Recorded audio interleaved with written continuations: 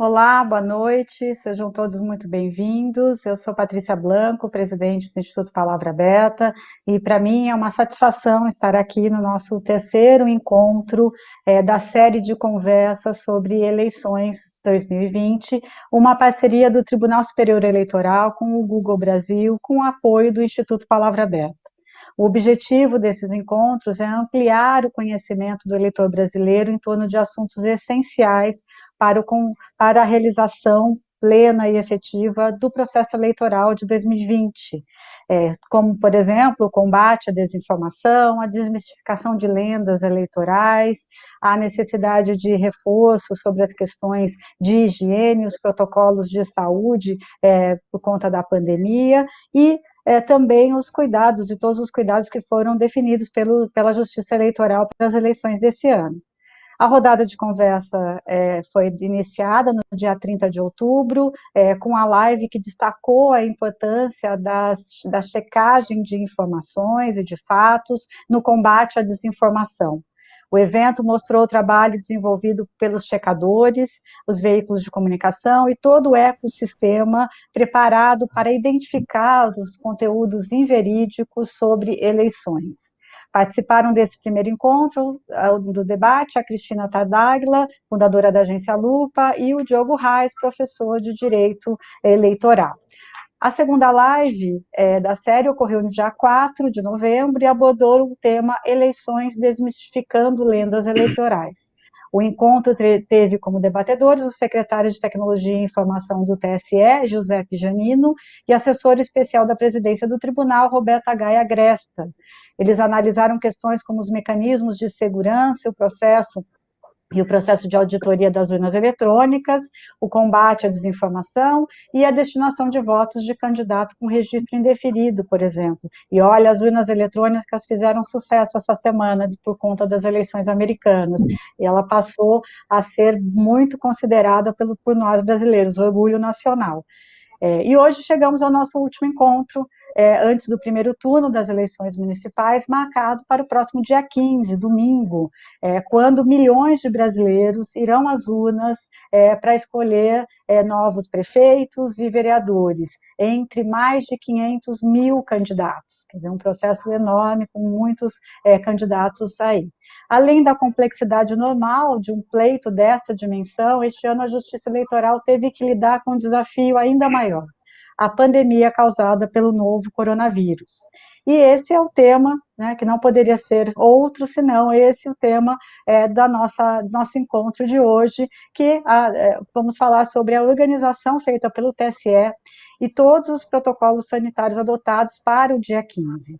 A ideia é esclarecer as dúvidas mais frequentes, de combater os boatos que acabam, né, impactando e causando confusão e que podem, de certa forma, prejudicar o andamento do processo eleitoral. Gosto sempre de ressaltar que as questões num ambiente de grande produção de informação, de abundância informacional que vivemos, acessar informações precisas, informações corretas, é ainda mais essencial, pois permite o processo de escolha do candidato, principalmente em questões eleitorais, seja feito de forma livre e consciente.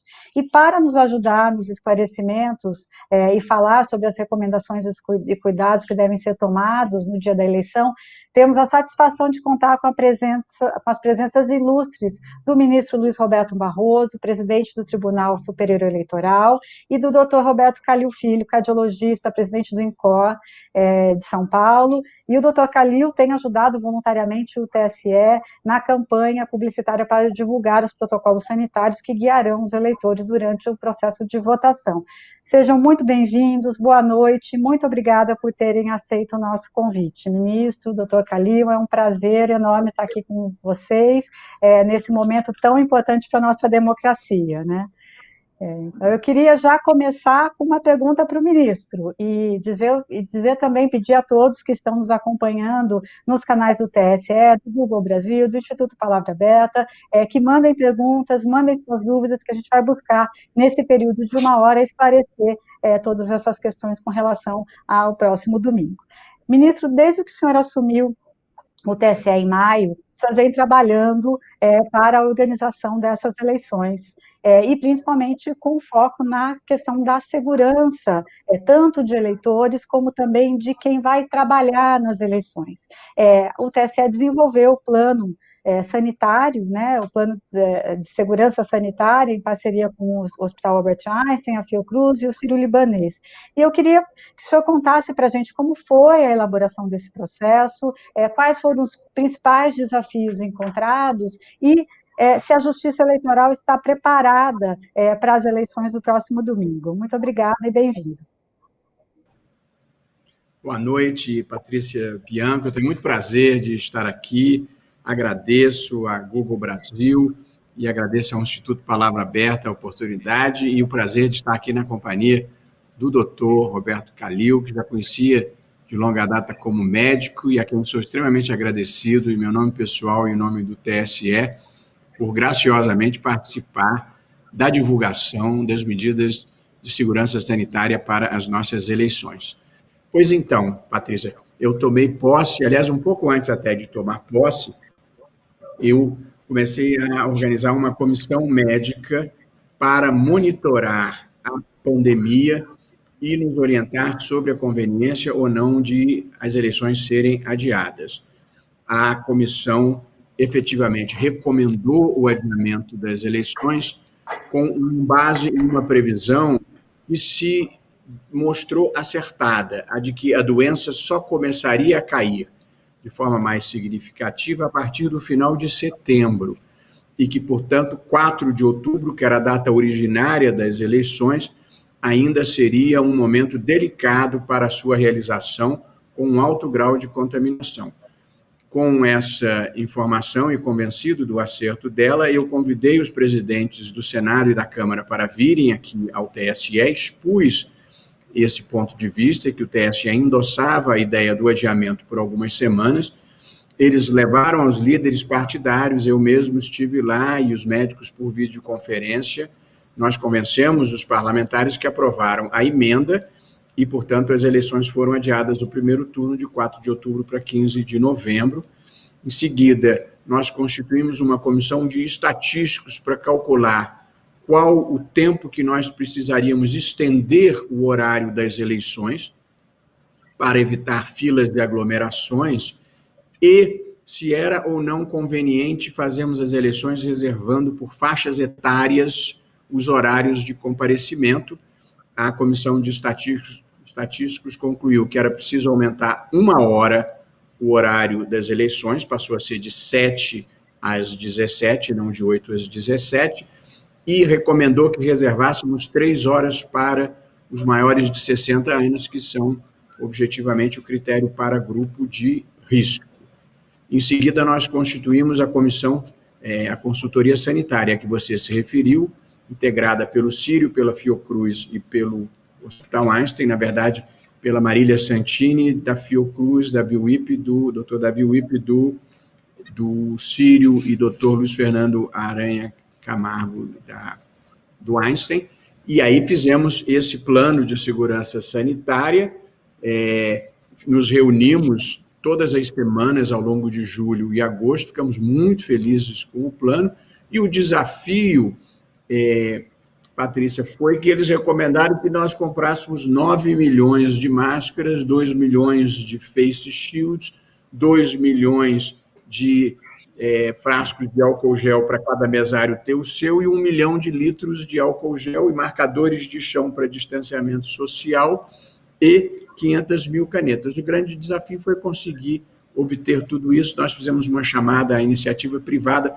e conseguimos todo o material e a logística de distribuição sem gastar um centavo. Ficamos orgulhosos dessa parceria público-privada.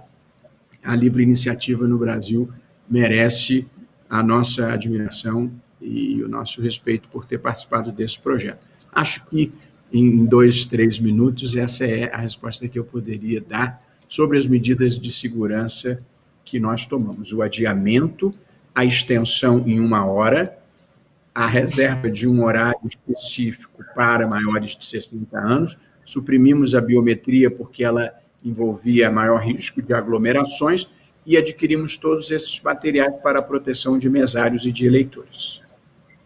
Muito bom. É realmente é quase que uma força que precisa do apoio de todos, né? Uma junção de todos aí para poder, imagina, 9 milhões de máscaras, 1 milhão de litros de álcool gel, realmente são números impressionantes, né? Mas, doutor Kalil, o senhor vivenciou na pele a Covid-19. O senhor foi logo no início diagnosticado e fez um relato muito emocionante do período que o senhor ficou internado. E isso me chamou muito a atenção na época.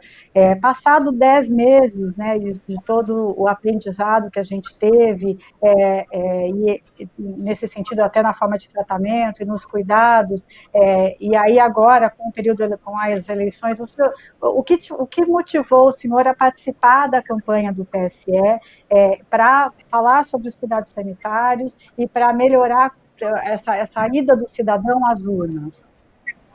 Bom, primeiramente, boa noite a todos. Uma honra estar aqui com você, Patrícia, e com o presidente Barroso.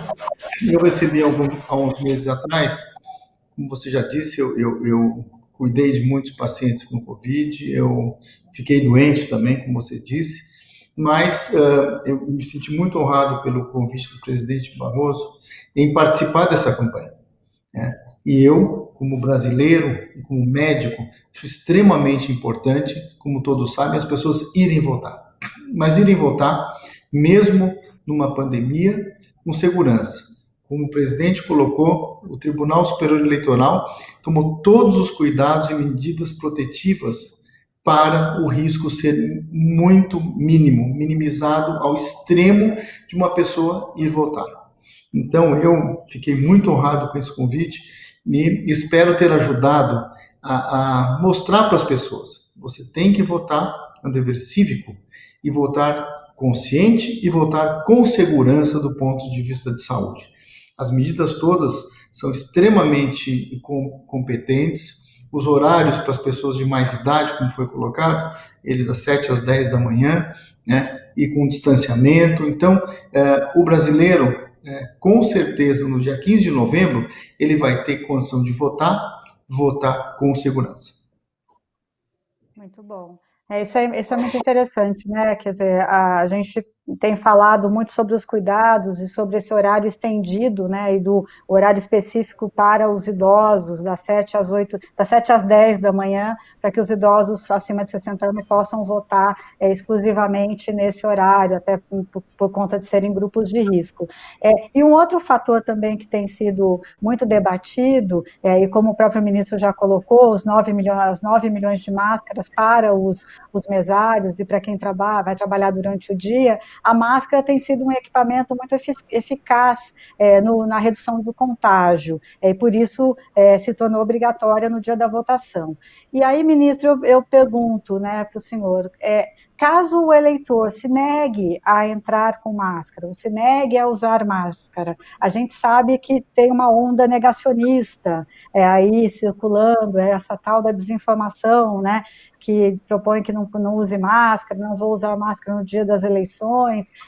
Como que o senhor vê essa questão do não uso desse equipamento tão importante no dia da votação?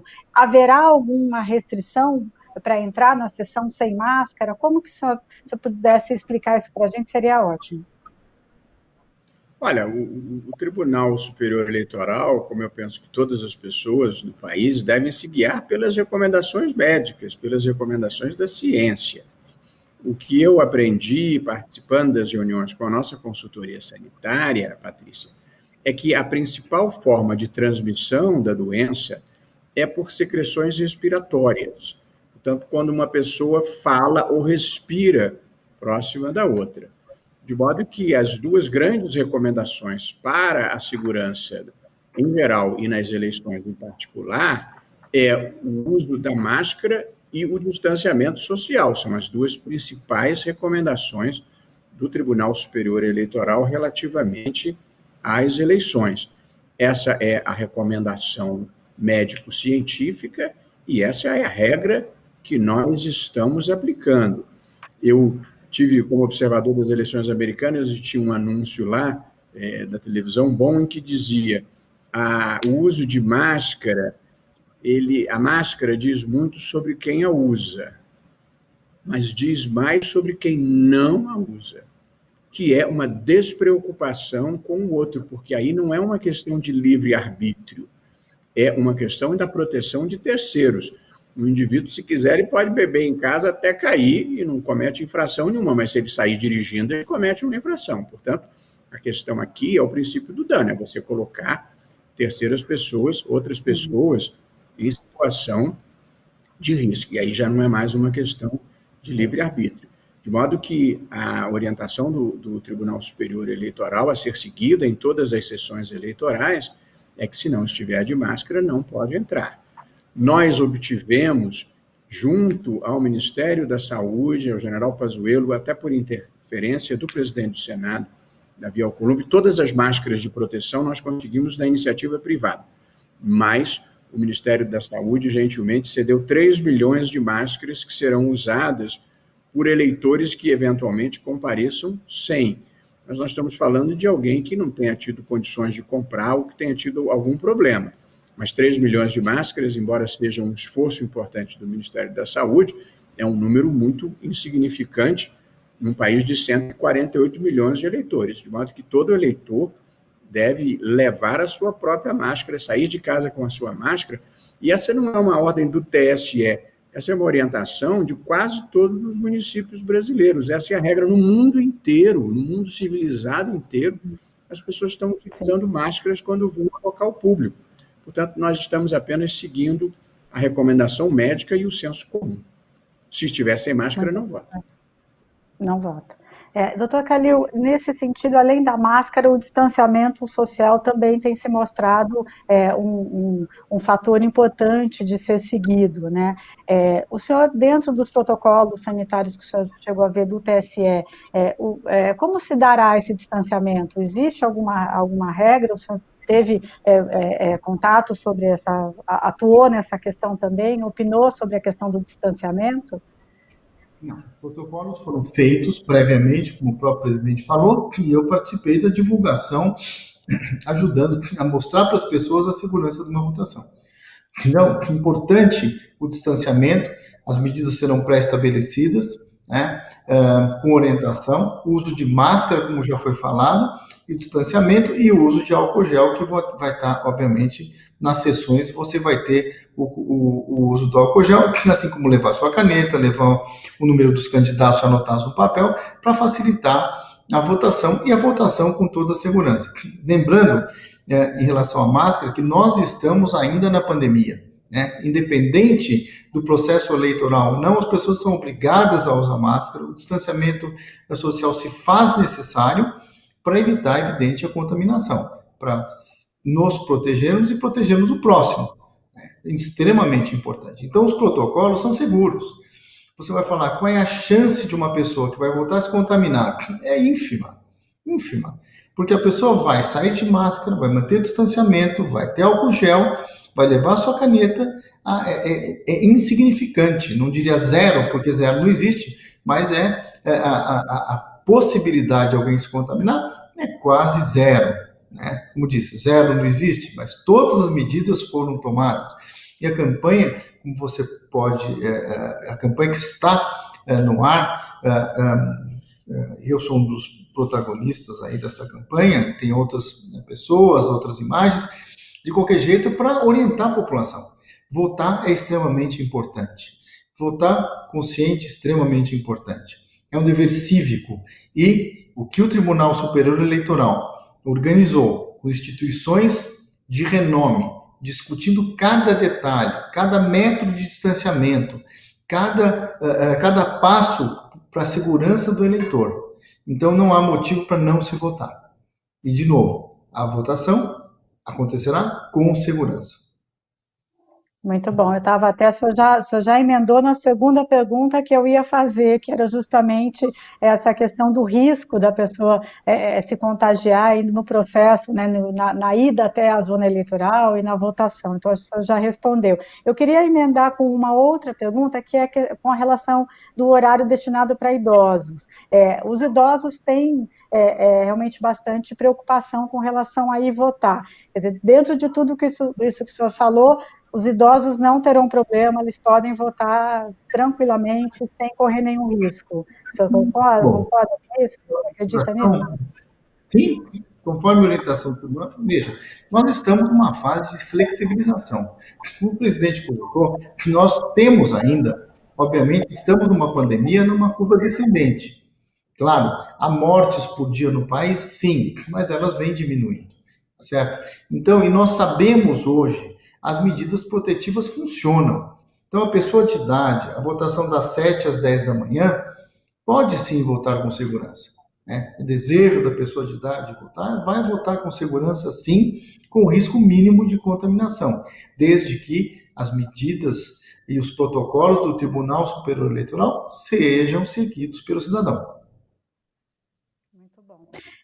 Ministro, o senhor comentou sobre a sua ida, né, como a missão de observação das eleições americanas, de todo o processo, né, das eleições que pareciam que iam durar meses, né, no tempo que não saía o resultado, que vontade de ter que os Estados Unidos tivessem urnas eletrônicas, né? Eu sou fã da urna eletrônica, viu, ministro? Defendo ela com unhas e dentes. E principalmente porque eu acho que é um orgulho nacional que a gente precisa valorizar. Mas dentro do que o senhor pôde observar, e os Estados Unidos têm apresentado estatísticas preocupantes em relação à contaminação, a pandemia atrapalhou o processo eleitoral de lá ou não? Houve aprendizados? O senhor trouxe esse exemplo maravilhoso dessa campanha publicitária, né, falando sobre que a máscara, né, mostra quem não a usa, né, que não a utiliza. O que mais o senhor pôde trazer de inspiração de lá ou de observação para nossas eleições aqui? Olha, houve uma certa onda de ufanismo, porque a urna brasileira, nós divulgamos o resultado rapidamente e lá teve essas dificuldades. A pretensão, Patrícia, é uma coisa horrível na vida, e a gente achar que tem o que ensinar para os outros também geralmente não é uma atitude louvável. Portanto, eu acho que o nosso sistema ele é bom para o Brasil e eu sou muito feliz com ele aqui. Os outros países têm as suas circunstâncias diversas, eles ainda votam por cédula, depois a cédula é introduzida numa máquina que faz a contagem, mas o sistema de cédulas envolve o manuseio de papéis e até uma certa proximidade que nós aqui procuramos evitar. Os países, o Brasil e os Estados Unidos, estão em momentos diversos da pandemia. Aqui, como o Dr. Calil observou, a curva é crescente. Hoje nós temos menos da metade dos casos que tínhamos nos picos. Nos Estados Unidos, essa curva, nesse momento, é uma curva que voltou a subir. Nós queremos muito evitar isso. E lá não voltou a subir por conta das eleições. Inclusive, nas eleições, eu não vi nenhuma pessoa sem máscara. Mas na comemoração do resultado das eleições, as aglomerações voltaram, e esse é um momento de risco pelo qual nós precisamos estar preparados aqui. Aglomeração não deve haver nem antes e nem depois das eleições. Portanto, eu vi um país democrático que vive um momento de polarização um pouco semelhante ao nosso. Essa é uma coisa que nós precisamos enfrentar e derrotar no Brasil, Patrícia, e você, que é do Instituto Palavra Aberta e com a preocupação de liberdade de expressão, nós precisamos resgatar um certo respeito e consideração pelo outro, mesmo o que pensa diferente de nós. Na frase boa da Rosa de Luxemburgo, liberdade é sempre a liberdade de quem pensa diferente. Quem pensa igual a mim não precisa de proteção. Portanto, nós precisamos resgatar esse ideal de tolerância e de sermos capazes de colocar ideias e argumentos na mesa sem a necessidade de desqualificação do outro. Só para dar um exemplo, nós no TSE fizemos uma campanha que começou essa semana e pegamos uma pessoa de cada lado do espectro político para defender o voto consciente, como é do nosso dever, sermos imparciais e darmos espaço a todas as visões. E o que tem acontecido em parte do espaço público brasileiro é que um lado não tolera o fato de que nós recepcionamos o outro. A vida não pode ser assim. E, portanto, a vida tem que ter espaço para todas as manifestações que não sejam de intolerância, que não sejam de agressão, que não sejam de violência. A democracia não é o espaço do consenso, é o espaço em que a divergência é absorvida institucionalmente e as pessoas se respeitam. Nós precisamos retomar essa ideia de que todas as pessoas têm dignidade e merecem respeito e consideração, e procurar terminar com essa atitude de desqualificação de quem pensa diferente. Quem pensa diferente de mim não é meu inimigo, é meu parceiro na construção de uma sociedade aberta e de um mundo plural. Eu vi lá, como vejo aqui, essa intolerância que eu espero que comece a ceder, e quem ouviu o discurso de aceitação do presidente Biden, eleito Biden, e da vice-presidente Kamala Harris, já percebeu um certo avanço civilizatório num discurso de que quem é eleito governa para todos, e não para facções ou para aqueles que votaram nos vencedores. Muito bom, né? E no discurso ele falou uma frase que me lembrou muito a frase do senhor, que é sobre a questão do o meu oponente não é adversário, não é inimigo, né? Eu não posso tratar o meu oponente como inimigo. Eu acho que é bem essa naturalidade mesmo, de você aceitar as diferenças. Dentro desse contexto, doutor Calil, o que a gente tem visto muito, inclusive por conta do período eleitoral, um avanço, né, uma abundância muito grande de desinformação. E aí vem uma pergunta aqui do chat para o senhor, da Daniela Machado, dizendo o seguinte: a partir de relatos de pacientes, qual o efeito que a desinformação realmente teve sobre o combate à Covid-19? Essa desinformação provocou estragos? E aí já emendo, ministro, com uma outra informação, com uma outra pergunta que vem aqui no site também, no YouTube, da Mariana M., que pergunta se o excesso de desinformação sobre Covid-19 vinculado à eleição atrapalha ou vai atrapalhar, ou de alguma forma atrapalhará o dia do pleito. Eu acho que podemos começar com o senhor, doutor Calil, a responder, depois passamos para o ministro. Do ponto de vista, o Brasil enfrentou muito bem o Covid. Evidentemente, o que a gente fala, óbvio que nós tivemos, infelizmente, mortes, estamos tendo ainda, a pandemia ainda não acabou, a segunda onda que se fala não chegou, porque nós não saímos da primeira, então todo cuidado é pouco, né, em relação ao distanciamento, medidas protetivas. Óbvio que houve, como no mundo inteiro, muita desinformação no começo, porque, apesar de ser um quadro viral, os quadros virais são conhecidos, as endemias, as pandemias, esse vírus, ele instabilizou a sociedade inteira, do mundo inteiro, e o Brasil também. Do ponto de vista econômico, do ponto de vista psicológico e do ponto de vista, evidentemente, de saúde. Agora, as desinformações e as tentativas, no começo você não tinha muito controle do tratamento do vírus, tinham protocolos de tratamento, óbvio que agora 6 meses depois, 7 meses depois, os protocolos são estabelecidos, então nós sabemos como lidar muito mais com a infecção por vírus, principalmente nos casos mais graves. Claro que houve muita desinformação, mas em momento algum eu acho que atrapalhou de uma maneira catastrófica o andamento do combate ao coronavírus no Brasil. Os governos fizeram dentro do possível.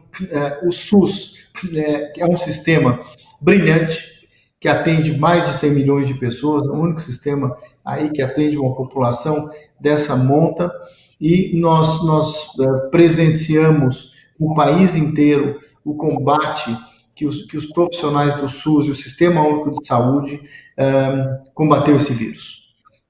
Claro, em regiões em que o SUS talvez tivesse menos aparelhado, com menos estrutura, mortalidade talvez tenha sido maior, mas no geral, na minha opinião, como brasileiro, como médico, o Brasil enfrentou muito bem essa pandemia. O SUS foi brilhante, mostrou para o que veio, é um sistema que sai fortalecido dessa pandemia, com reconhecimento da população e das autoridades. Então, sua pergunta, assim, claro, muita desinformação, muita conversa paralela, mas de uma maneira bem simplista. O Brasil enfrentou muito bem, apesar das dificuldades que nós temos, esta pandemia, está enfrentando e muito bem também. Claro, é uma tragédia. Se você tem uma perda, uma morte já é uma tragédia. Quanto mais milhares e milhares de pessoas mortas aí mesmo, você fala, a pandemia está sob controle, não está sob controle, a mortalidade caiu, mas são 400 mortes por dia ainda. Né? Então, ainda é uma situação bastante delicada.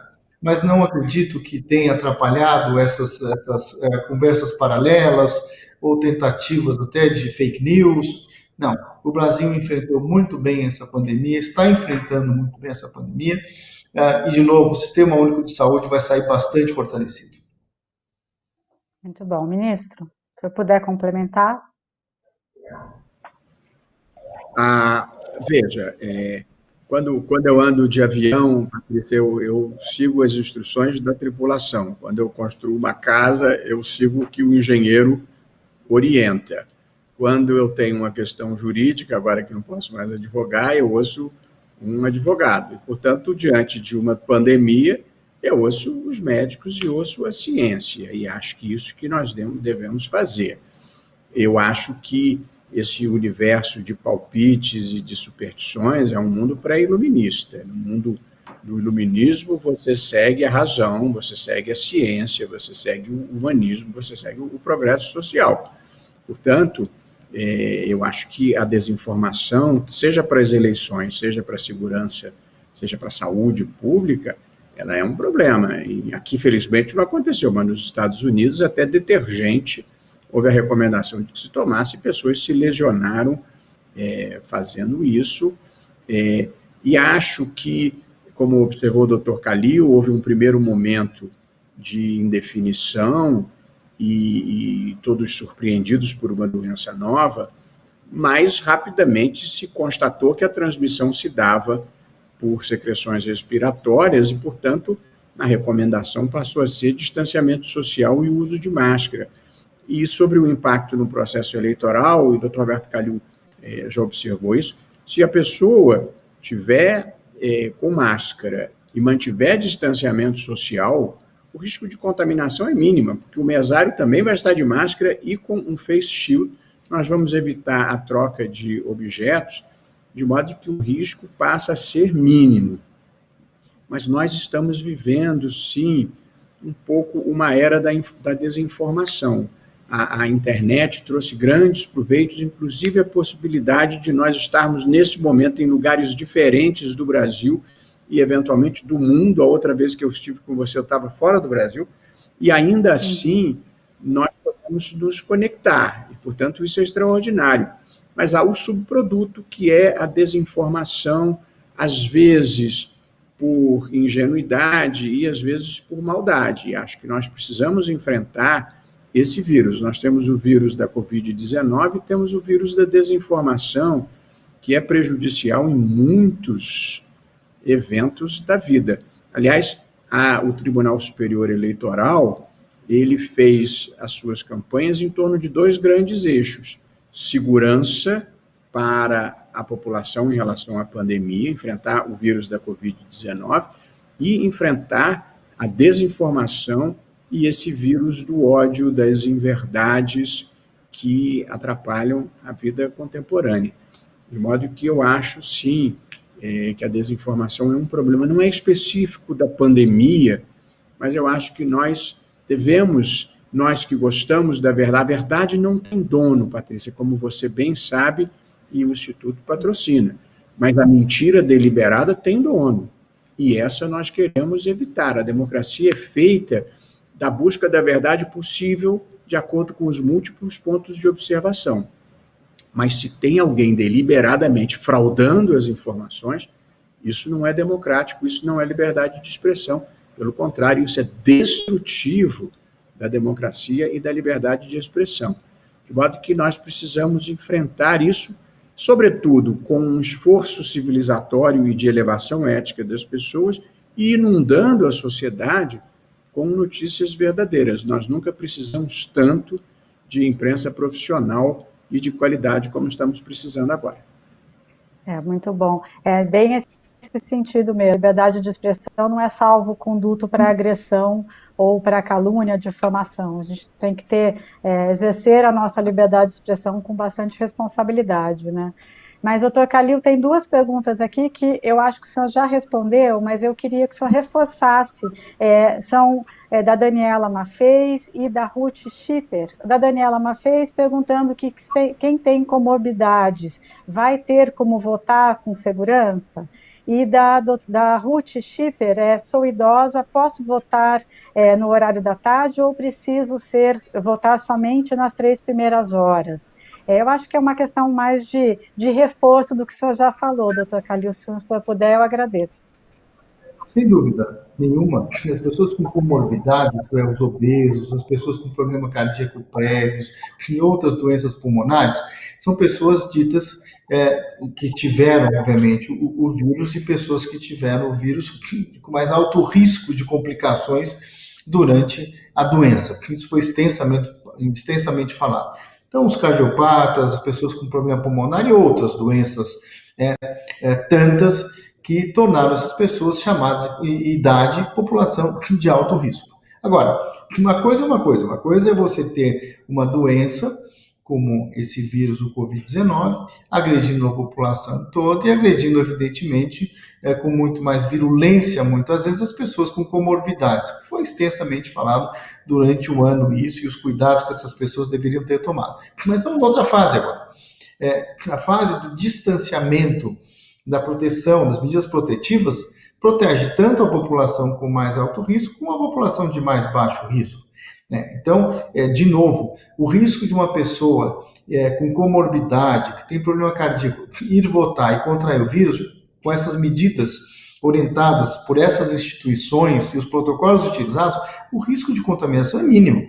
Nós estamos numa fase de flexibilização. Ora, as pessoas estão indo no supermercado, as pessoas estão saindo de casa, estão passeando, existe a flexibilização, estão literalmente saindo daquele isolamento máximo. Então, há meses já. Então, os cuidados têm que ser tomados. Agora, não é no dia da eleição que vai ter um problema maior. De novo, seguindo os protocolos, a chance de contaminação é mínima. Zero não existe, mesmo para as pessoas com mais idade. Claro que as pessoas de mais idade não são obrigadas a votar das 7 às 10 da manhã, elas podem votar a qualquer horário.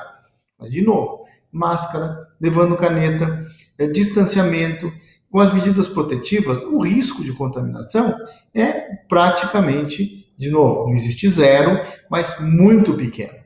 Então, a senhora ou a Daniela podem ir votar com toda a segurança, porque os protocolos vão ser seguidos e as pessoas que não seguirem os protocolos vão ser, obviamente, orientadas a seguir com a exigência, obviamente, dos protocolos do Tribunal Superior Eleitoral. Então, não há problema nenhum em votar. Nós estamos saindo, existe a flexibilização. Não há justificativa para não votar. Quer dizer, o medo de contrair o vírus, na minha opinião, não é justificativa para deixar de votar. Porque você não vai sair de casa, você não tem ido no shopping, você não tem ido às lojas, você não tem ido viajar. Quer dizer, as pessoas, graças a Deus, com toda a medida de segurança, a população está começando uma vida próxima do chamado normal. Então, não há por que não votar. Muito bom. Realmente a gente tem que, seguindo os protocolos de segurança, votar. Tem uma pergunta, ministro, da Susan Karin, que ela pergunta: voto em um lugar que concentra vários eleitores.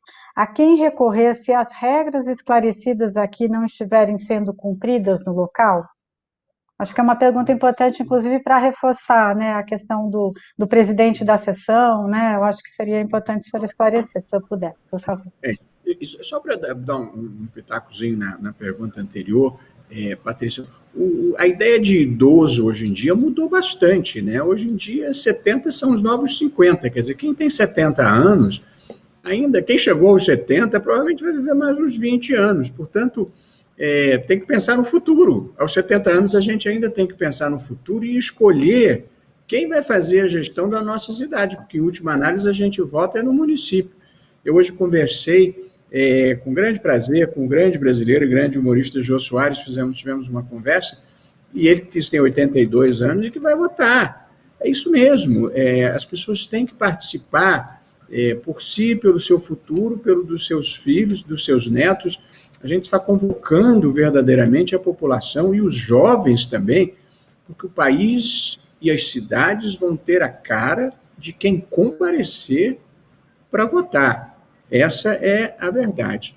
Susan, eu acho assim, nós estamos fazendo grandes campanhas de esclarecimento. O Dr. Roberto Calil, a convite nosso, tem feito as explicações na televisão com grande e positiva repercussão e, portanto, nós imaginamos que, como regra geral, as pessoas vão observar as normas. Como é a vida, você não tem um policial atrás de cada pessoa para ver se ela está cumprindo as regras. As pessoas cumprem as regras espontaneamente, porque assim é a vida civilizada, a gente cumpre as regras. Mesmo as que a gente não gosta, eventualmente. Agora, como observou a Patrícia, o mesário, o chefe responsável pela sessão, ele tem o que em direito se chama poder de polícia, não é um poder da polícia, é um poder de polícia que ele é quem toca a banda na sessão e é quem dá as ordens no local de votação. E em rigor, nem vai entrar ninguém no local de votação sem a máscara e não vai permanecer sem observar o distanciamento social.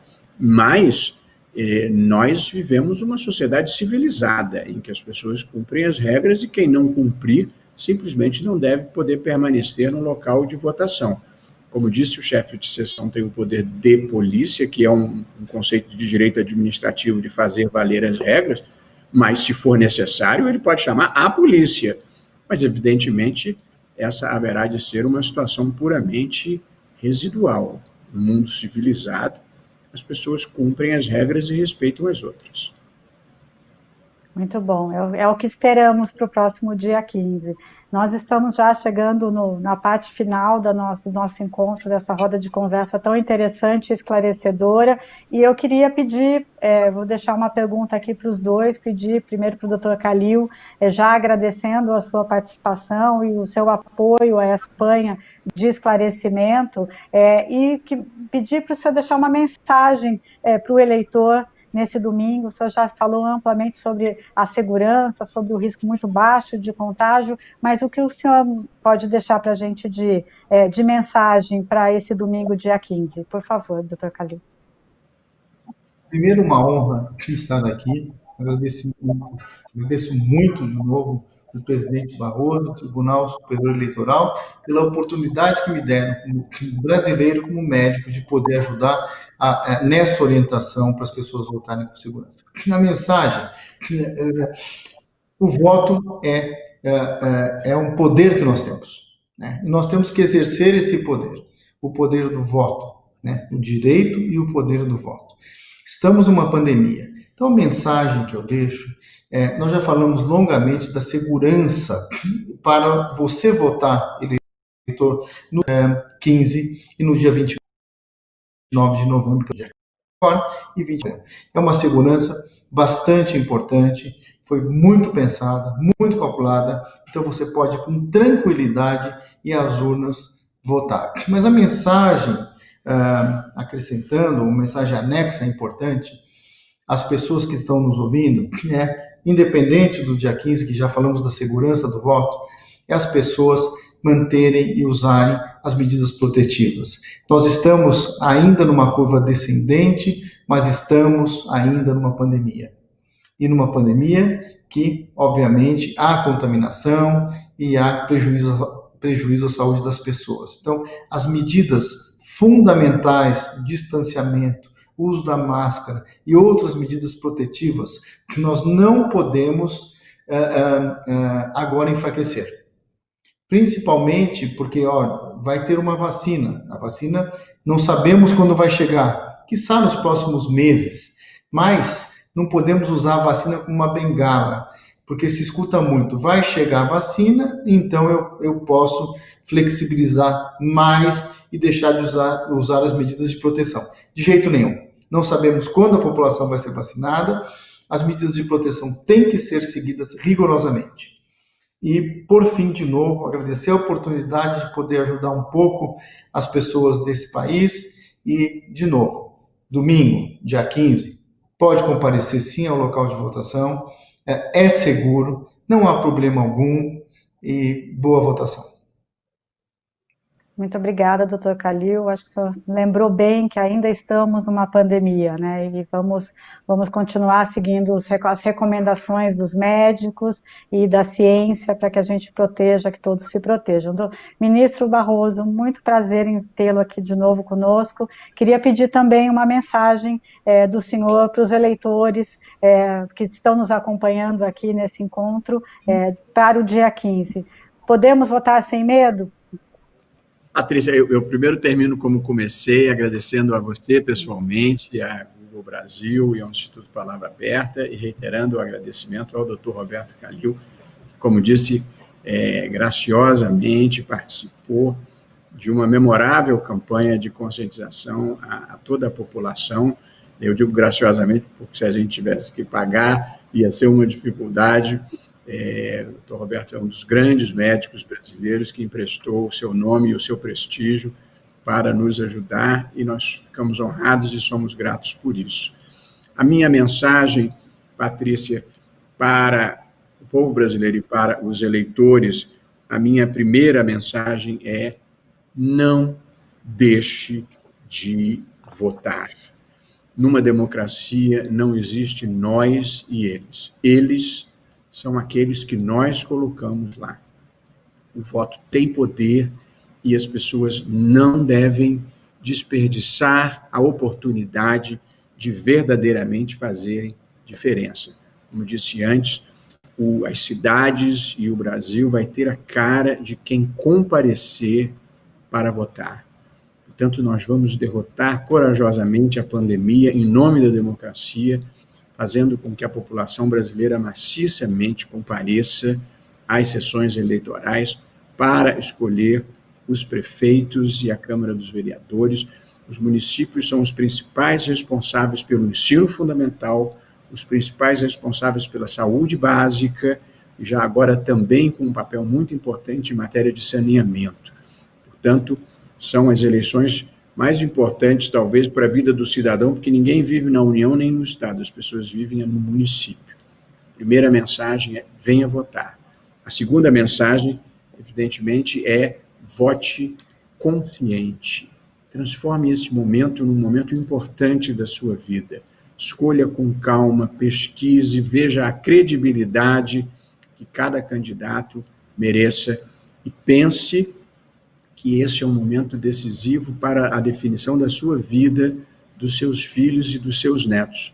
Não é um momento desimportante em que se cumpre uma obrigação aborrecida. É um momento importante em que o cidadão tem o privilégio de participar desse projeto de autogoverno coletivo que é a democracia. E, por fim, e em terceiro lugar, é preciso votar em segurança. Nós estamos no meio de uma pandemia. Nós fizemos no Tribunal Superior Eleitoral, com a ajuda de médicos do primeiro time, o melhor esforço possível para minimizar riscos e assegurar a votação sem maior probabilidade de contágio. Como disse o Dr. Roberto Kalil, o risco zero não existe. Risco zero nem se a gente ficar em casa. Eu tenho um amigo querido que foi à missa e, na saída da missa, sofreu uma bala perdida. Evidentemente, ninguém deve concluir que ir à missa é uma atividade perigosa.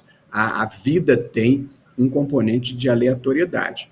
Porém, tudo o que era possível e razoável fazer para impedir a contaminação, nós fizemos. Portanto, os eleitores também devem cumprir a sua parte, que é se preservarem, porque há pessoas que lhe querem bem, que lhe amam e que lhe querem vivo, e para preservar aos terceiros. Portanto, essas são as minhas mensagens. Não deixe de votar, vote com consciência, vote em segurança e participe desse projeto patriótico de fazer um país melhor e maior. Muito obrigado. Muito obrigada, ministro. Muito obrigada, doutor Roberto Kallil, por essas palavras. E agradeço a todos que nos acompanharam até aqui. E convido também para que acessem o site do TSE. Lá tem dicas preciosas, todas essas recomendações que foram feitas, tanto pelo ministro como pelo doutor Roberto Kallil, estão lá no site. E deixo aqui também o meu agradecimento especial e o meu voto para que todos votem com segurança, com consciência, exercendo plenamente a sua liberdade de escolha e contribuindo para o futuro, para a construção de um Brasil que a gente quer mais democrático e com cidadania para todos. Muito obrigada e boa noite.